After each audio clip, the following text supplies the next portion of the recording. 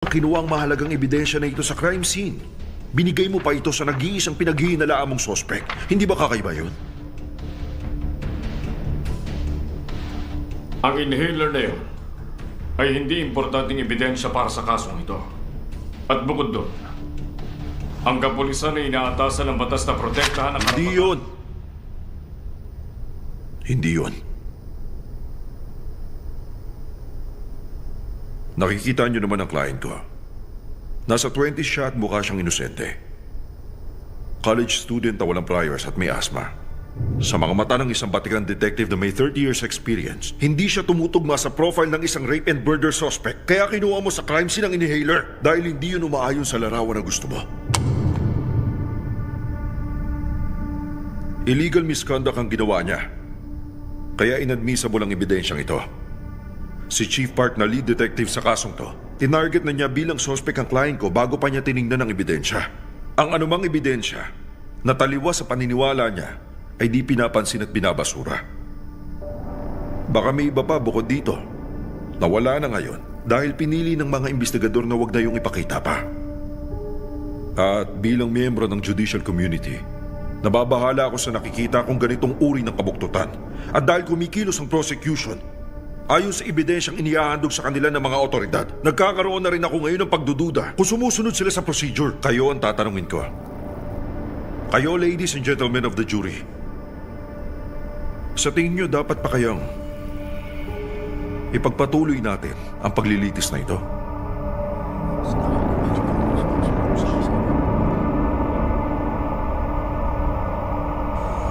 Yun lamang po.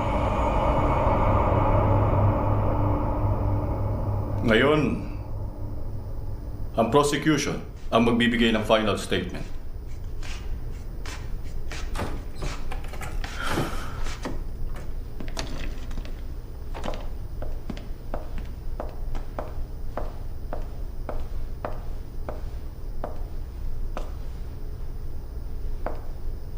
Inaamin ko na may kakulangan sa naging investigasyon. Inaamin ko rin na dapat may iba pang mga suspect maliban sa defendant. Subalit dahil baron ay dapat na nating baliwalain ang lahat ng facts na naipresent sa inyo, syempre hindi. Alam natin na brutal ang pagkamatay ng biktima. Alam din natin na ang defendant ay naroon din at siya mismo ang nakakita sa bangkay nito. Alam din ng lahat ng nandito na walang anumang ebidensya na nagpapatunay na may isa pang tao ron. Alam natin ang dugo ng biktima ay nakita sa buong katawan niya. Alam natin hindi siya humingi ng tulong at sinira niya ang mga ebidensya laban sa kanya. Pero ang pinaka-importante sa lahat, nung kinapkapan siya, isang kutsilyo ang natagpuan sa kanya at nasa kutsilyo ang dugo ng biktima. At ito, ang pinakamalinaw na patunay na siya nga ang may gawa nun.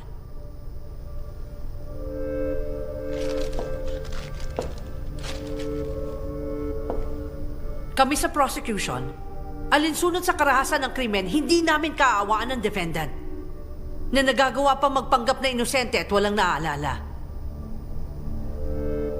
Kaya iminumungkahi namin ang parusa na death penalty.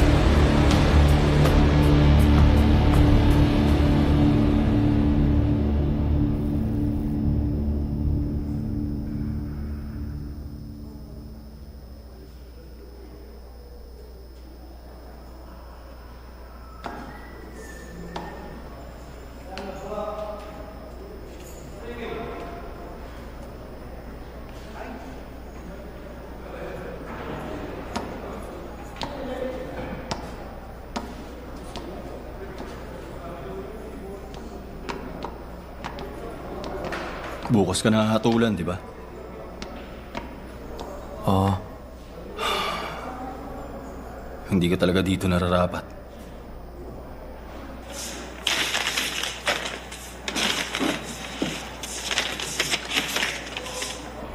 Sana hindi na kita makita.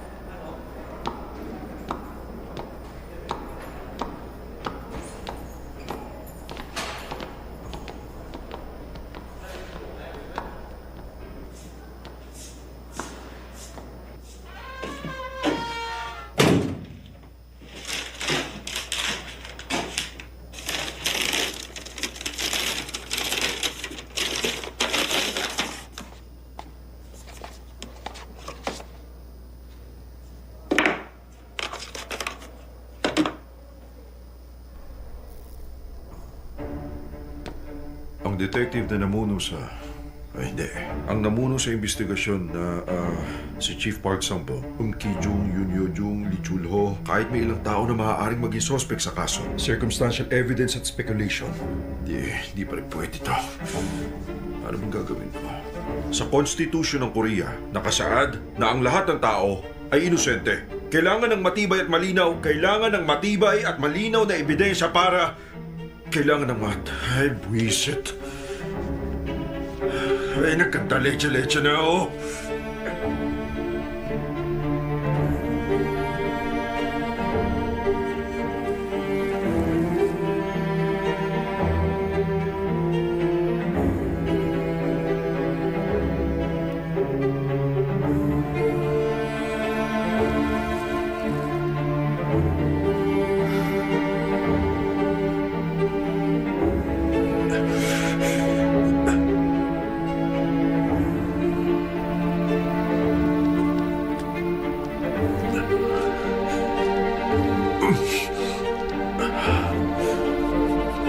Ay, leche. Ay, buwisit.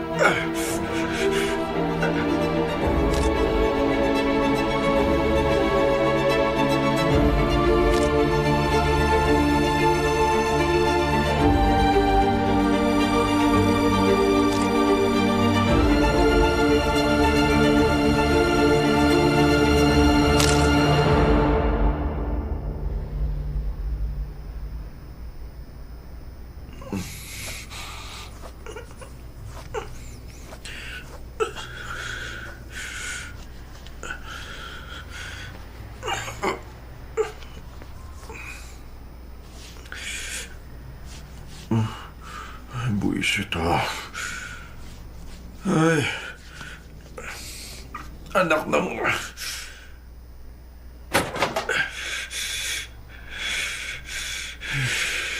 Grabe.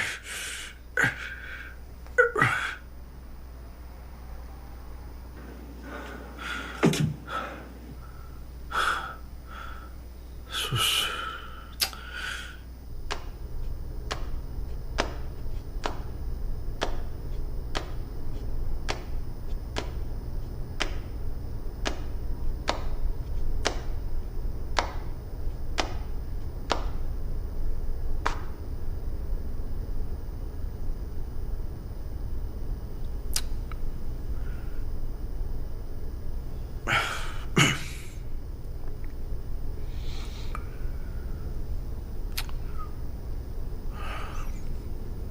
Tignan niyo ako. Pinag-isipan kong mabuti kung dapat bang humarap ako sa inyo ngayon ng ganito. Ang sabi ng doktor ko na titrigger to pag masyado akong stressed. At totoo nga yun. Ngayon lang ako humawak ng ganito kalaking kaso at hindi biro to.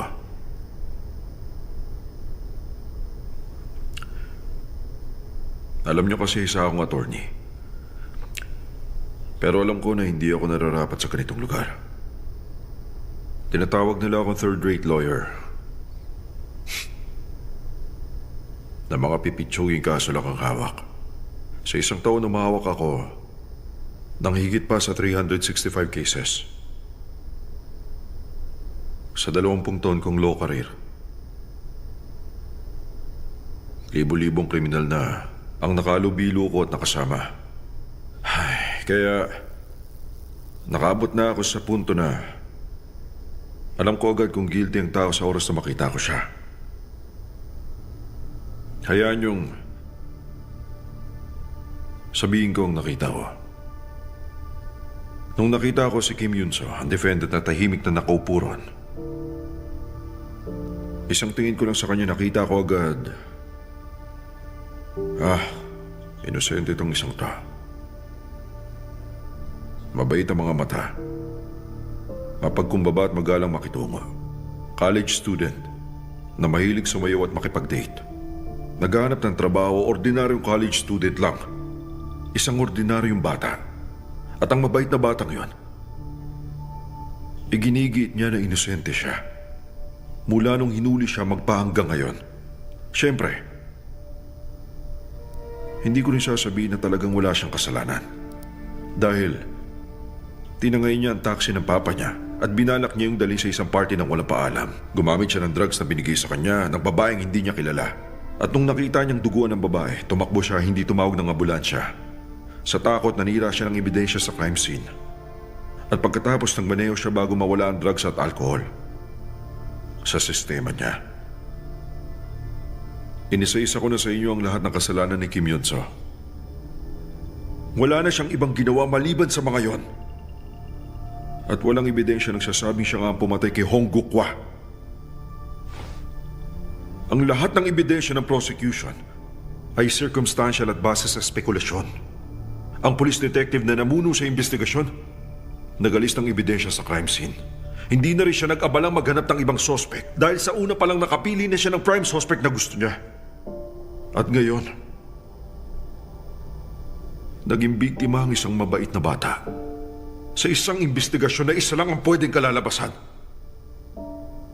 Hindi na siya malaya. Walang nagtitiwala sa kanya.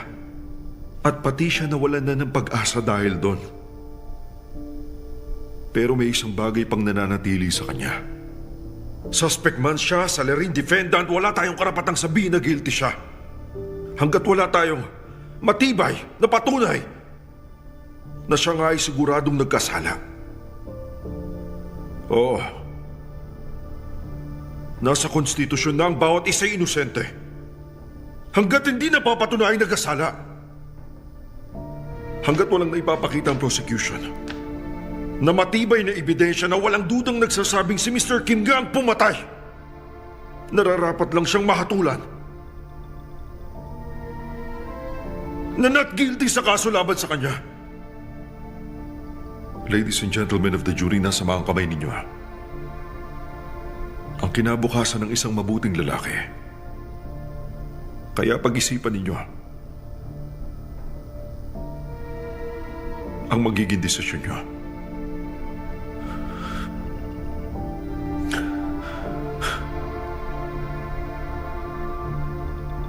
I rest my case.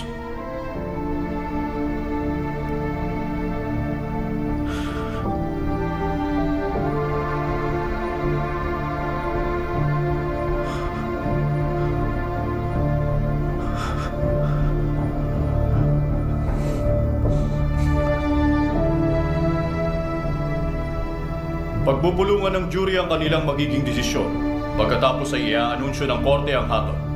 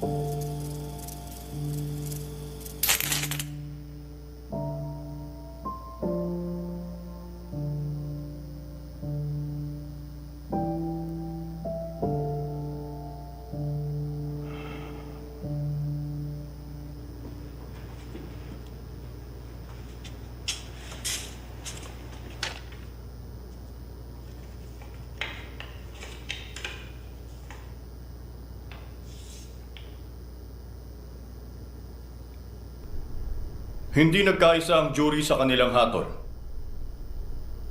Sa ganitong jury trial, masusunod ang hatol ng nakararami kung sakali man na hindi unanimous ang desisyon ng jury. 4 ang guilty, 5 ang not guilty.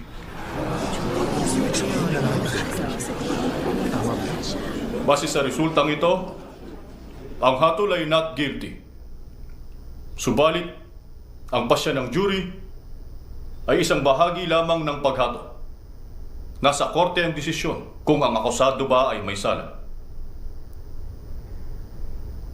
Mr. Kim, kung mayroon kang nais sabihin, maaari kang magsalita.